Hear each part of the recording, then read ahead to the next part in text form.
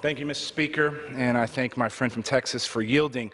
And I'm proud to rise today in support of the bipartisan PACT Act to hold Turkey accountable for its destabilizing and dangerous decision to invade northern Syria and attack America's Kurdish allies.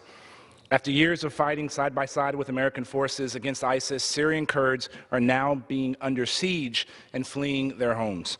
According to the United Nations, over 180,000 people have been displaced, including 80,000 children. Many are fleeing to the Kurdish region of Iraq, which already hosts over 200,000 refugees from the Syrian civil war. Turkey's reckless actions have created a humanitarian crisis that will strain our partners in the region and provide ISIS with an opportunity to reemerge as a threat to the United States.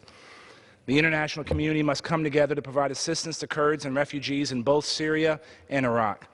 The U.S. Special Envoy for Syria also told Congress last week that there have been several incidents of potential war crimes committed by Turkey or its proxies, including the use of white phosphorus, which can be used as a chemical weapon, on civilians in extrajudicial killings. We cannot stand idly by while Turkey undermines the fight against ISIS, attacks our Kurdish allies, and puts hundreds of thousands of innocent civilians in harm's way.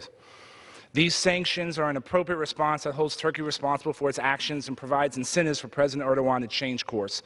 One thing I learned during my time as an undercover officer in the CIA is that America only succeeds when our enemies fear us and our allies trust us.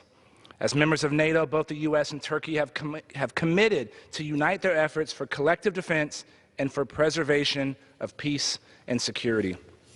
I hope our Turkish counterparts will recommit to these principles and work with us to address shared security concerns and protect the successes of joint U.S.-Kurdish efforts to drive ISIS out of Syria.